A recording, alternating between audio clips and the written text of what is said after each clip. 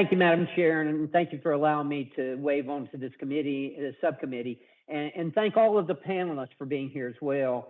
Um, Commissioner Callis, I'm a pharmacist, a healthcare professional, but even more importantly, I'm a father and a grandfather, and we have 6 grandchildren. They're all over the country, and Charlottesville, Virginia, New Orleans, Atlanta, and this hits home literally. I mean, my youngest granddaughter is 6 months old, and she's on infant formula. We have a family text chain that we send around, and my wife had sent a picture of the infant formula to everyone all across the country. If you see any of this, buy it. We need it. We need it for Mary Emma.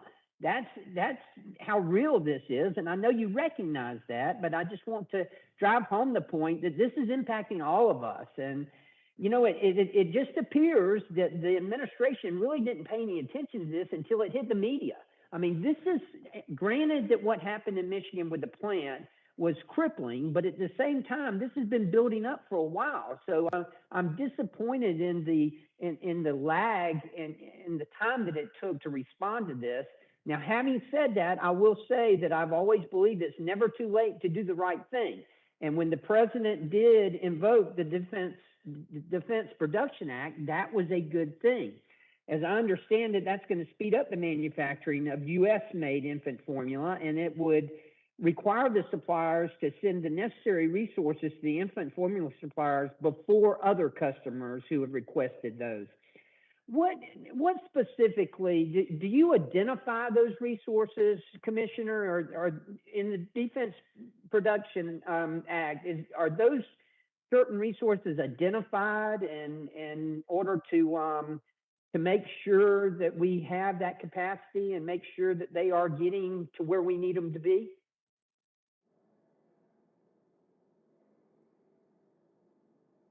You're muted. Sorry about that. I don't know why it mutes and unmutes when I don't touch it. But anyway, I was going to say, you're from Georgia, from South Carolina. I appreciate the accent and the chance to wear a seersucker suit coming up in the summer. But having said that, you're also a pharmacist. You know the complexity of in a formula, there are 30 constituents that have to be there in the right amount. So there's constant communication with the manufacturers about what they need. I'd like to ask Dr. Main to make a comment about the special issues related to Ukraine, which is an example of the kind of thing that we're having to deal with infant formula.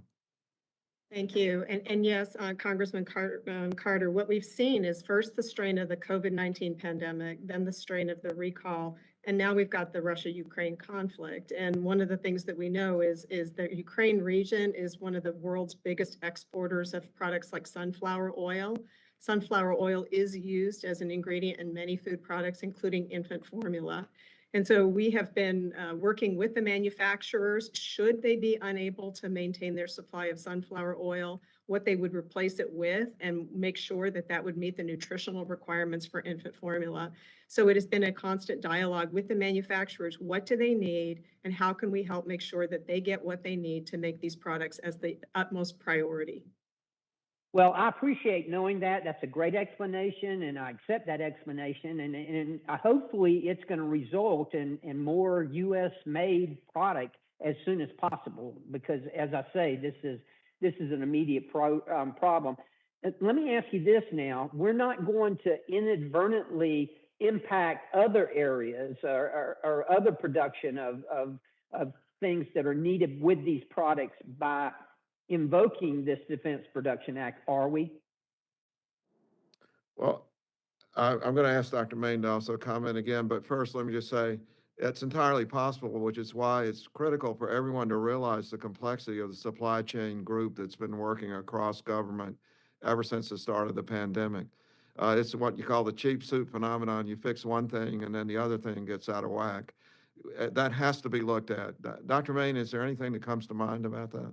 Yes, and we've considered that. Things like sunflower oil provides essential fatty acids that we need in infant formulas, and we want it to prioritize it there. It's also used in other products like snack foods, as an example, where they could replace other oils that would work from a technical functional point, but are not there as a sole source of nutrition. So the prioritization is done based upon the nutritional priority of these products. Okay, well, thank you very much for your efforts in this. Madam Chair, again, thank you for allowing me to wave on, and I'll yield back. Thank you so much, Mr. Carter. And Mr. Soto, welcome, and thank you for joining